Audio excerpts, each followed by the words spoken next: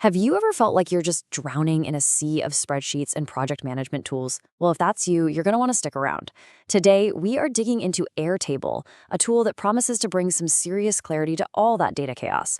We're going to look at why it's so popular, how you can build a really great one, and even peek into the future of smart databases. So here's our game plan. We're going to start by zooming way out to understand this problem of tool overload. Then we'll zoom right in on Airtable itself. After that, we'll get practical with a blueprint for success, check out a real-world case study, and then for the finale, zoom way, way out to see where all this tech is headed. So why is there even a need for a tool like Airtable?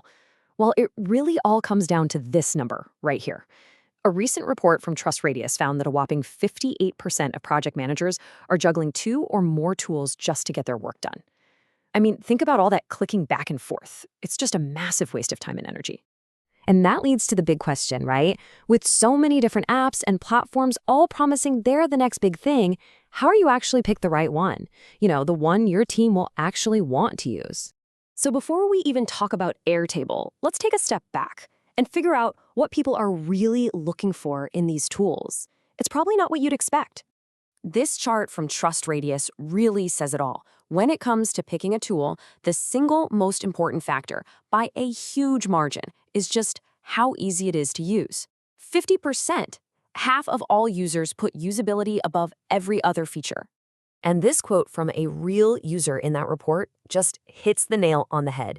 It really doesn't matter how powerful a tool is. If your team thinks it's confusing or a pain to learn, guess what? They're just not going to use it. And a tool nobody uses is worthless. Okay, so we've established the need for a tool that's both powerful and easy to use. So with that in mind, let's finally talk about Airtable. What is this thing exactly? So here's the deal.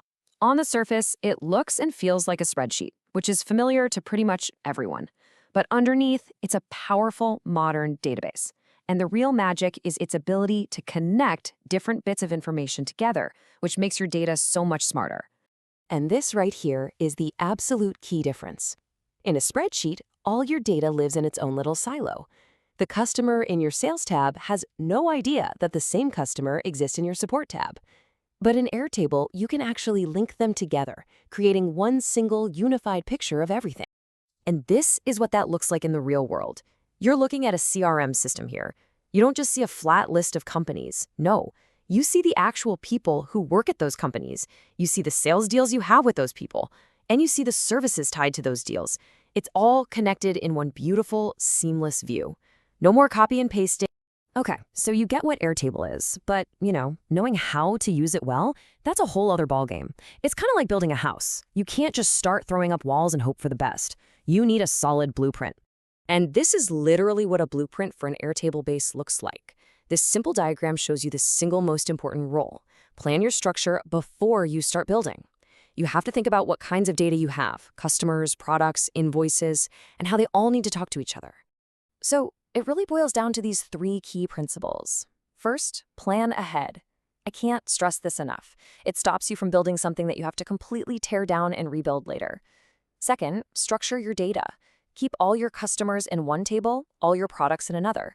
This keeps your data clean and makes it way easier to work with.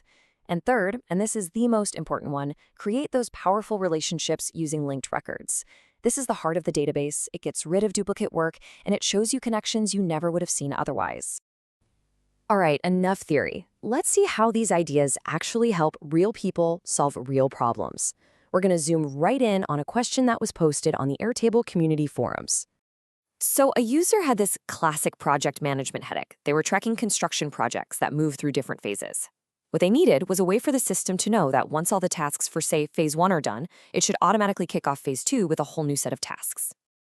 Now, the solution from an Airtable expert was just brilliant. It started with a feature called record templates. The best way to think about this is like a pre-made checklist for each project phase. So instead of manually creating a dozen tasks every single time, you just design the perfect phase 2 checklist once, and then you save it as a template. But here's where the real magic happens. You combine that template with automations. You just set up a simple rule. When a project status changes to phase 1 complete, the system automatically creates a whole new set of tasks using that phase 2 template.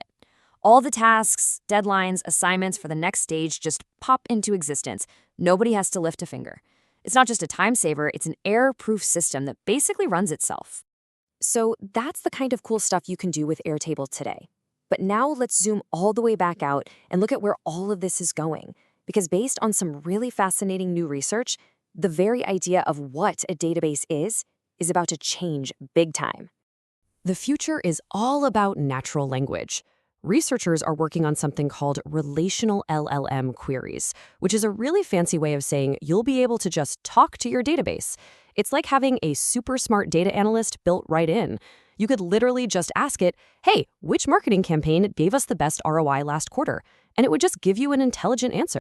And this is the giant leap forward. We're moving from systems that just store information to systems that can actually understand it. The database won't just hold the numbers, it'll get the context, the relationships, and it'll unlock insights that were basically impossible to see before. So as we wrap this up, the big idea is this evolution, from simple grids to linked records to databases that can actually think. The tools are getting so much smarter. We all know our data is packed with answers. The real opportunity now, and maybe the new challenge, is whether we're building the systems and asking the questions that can finally unlock them.